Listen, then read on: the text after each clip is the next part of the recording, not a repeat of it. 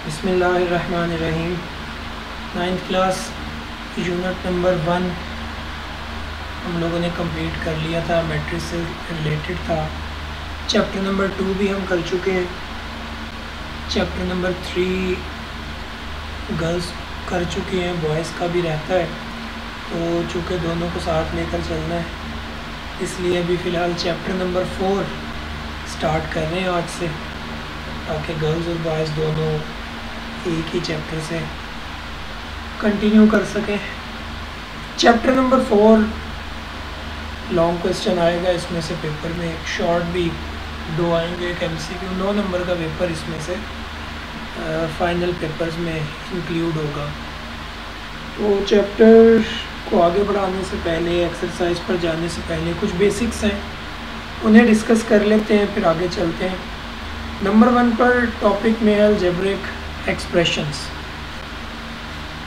अगर आप सिर्फ एक अलजेब्रिक वैल्यू की बात करें तो ऐसी वैल्यू जो किसी एक कांस्टेंट और उसके साथ एक वेरिएबल के ऊपर मुश्तमिल हो, वो अलजेब्रिक वैल्यू कहलाती है। सपोज़ कोई 5x 3y 2z 7xy इस तरह की कोई भी वैल्यू होगी वो अलजेब्रिक वैल्यू कहलाएगी, जिसमें एक वैल्यू अननोन हो।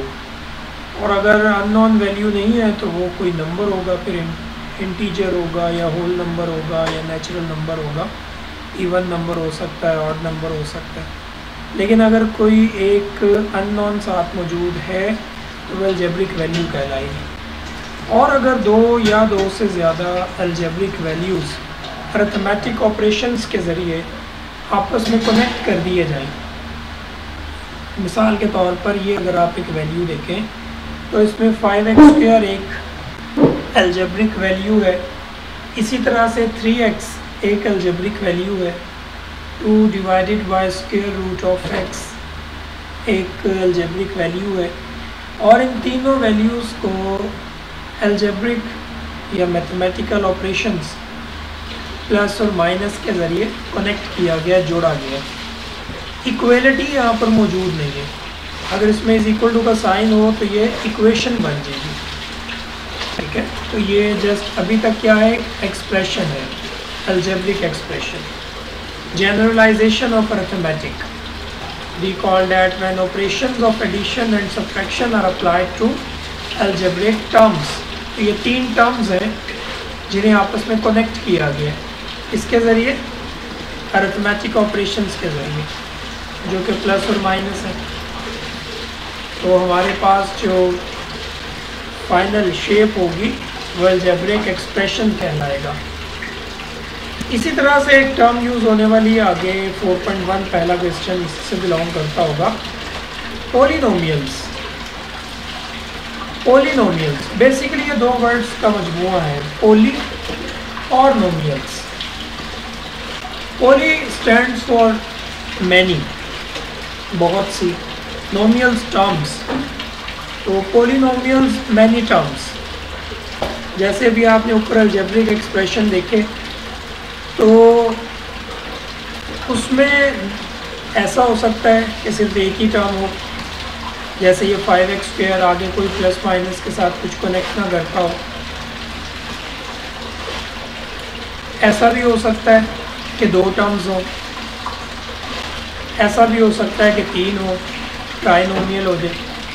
3 से अगर ज़्यादा टर्म्स हो जाती हैं तो वो पॉलिनोमियल्स बन जाते हैं।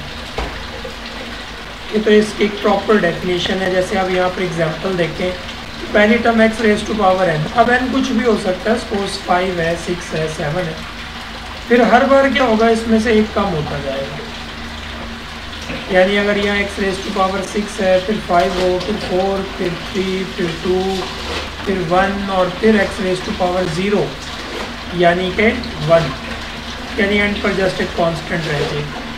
इधर x के ऊपर अगर पावर 0 लिख भी लेंगे तो वो कोई इशू नहीं है, क्योंकि उसका x रेज़ टू पावर 0 1 के इक्वल होगा। तो 1 into a दैट्स मीन 8। सो इस तरह का जो एक अलजेब्रिक एक्सप्रेशन होगा जो काफ़ी ज़्यादा टर्म्स के ऊपर मुश्तमिल हो, उसे हम पॉलिनोमियल कहेंगे। हम चलेंगे एक्सरसाइज की तरफ। एक्सरसाइज पर अगर हम लोग आते हैं तो वहीं से स्टार्ट है, पॉलिनोमियल से इंट्रोडक्शन आपके सामने मौजूद है। हम थोड़ा सा ऊपर लेकर चलेंगे इसे जी। पॉलिनोमियल्स को अब हम लोग करते हैं एक साइड पर, क्योंकि इसको हमने डिस्कस कर लिया। आगे आ जाते हैं। क्वेश्चन नंबर 1 है, identify whether the following algebraic expressions are polynomials. अच्छा, अब यहाँ पर मैं थोड़ा सा आपके क्वेश्चंस के हवाले से पॉलिनोमियल को डिस्कस कर देता हूँ।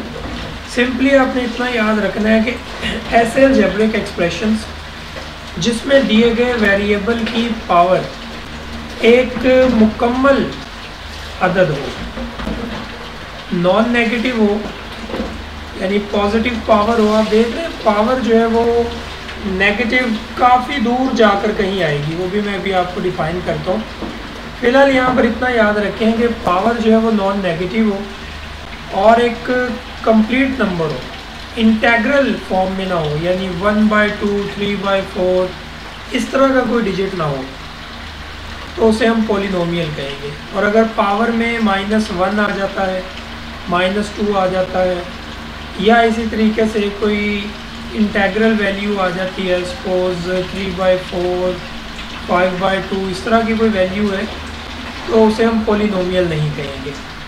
अब यहाँ से जज कर लेते हैं, जस्ट यस और नो में आंसर देना है। पहला जो एक्सप्रेशन है ये आपसे पूछा गया है कि पॉलिनोमियल है या नहीं, तो 3x² तक तो नज़र आ रहा है कि ये पॉलिनोमियल है। आगे अगर 1/x को देखें तो x चूँकि डिनोमिनेटर है, आप अगर इसे मूव करते हैं न्यूमरेटर में, सेकंड चैप्टर में हमने पढ़ा था, तो इसकी पावर का साइन चेंज होगा, यानी x की पावर आ जाएगी -1। सो वेरिएबल की पावर हो जाएगी नेगेटिव। सो ये अलजेब्रिक एक्सप्रेशन नहीं है। इसी तरह से अगर सेकंड को देखें तो यहाँ x³ x² यहाँ तक तो ठीक चल रहा था मामला, आगे आना चाहिए था x की पावर 1 फिर 0।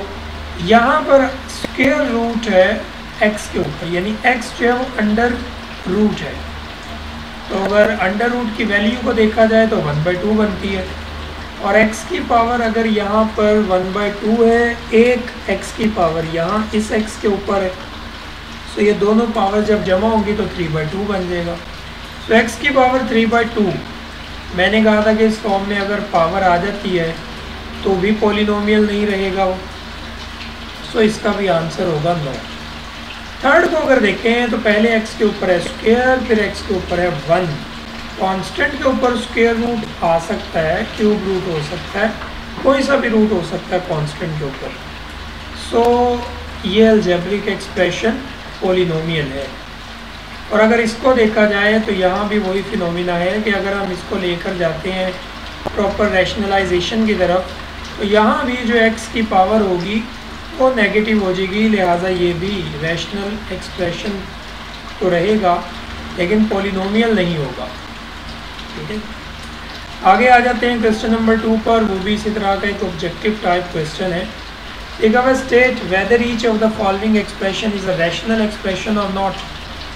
तो सिंपल है, अगर फ्रैक्शन यानी न्यूमरेटर और डिनोमिनेटर, ऊपर वाली रकम और नीचे वाली रकम दोनों पॉलिनोमियल्स हैं तो एक्सप्रेशन रैशनल होगा।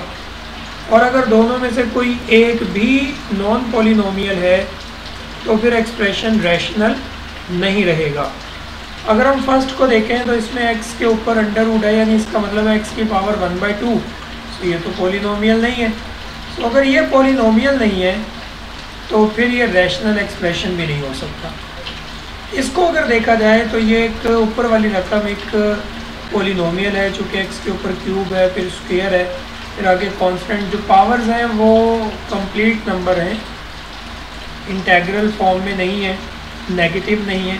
नीचे वाली रकम को देखा जाए तो यहाँ भी पावर पॉजिटिव है, सो ये भी एक एक्सप्रेशन है, और ऊपर वाली टर्म भी पूरा एक एक्सप्रेशन है, सॉरी पॉलिनोमियल है।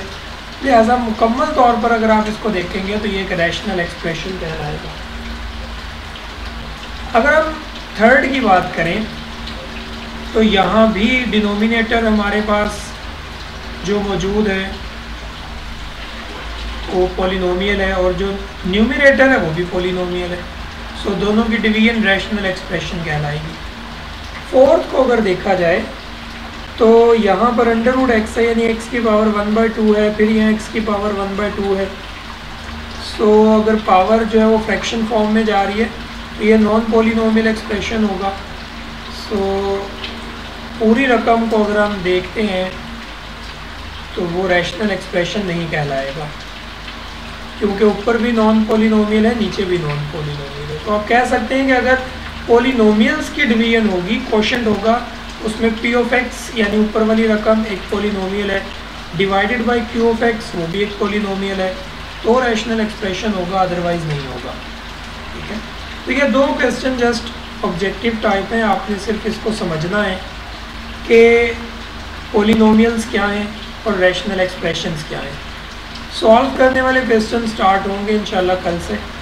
प्रोड्यूस करना होगा एक्सप्रेशंस को लोएस्ट फॉर्म में, कल से हम वो स्टार्ट करेंगे। आज के लिए इतना ही है, कल इंशाल्लाह आगे चलाएंगे। अल्लाह हाफ़िज़।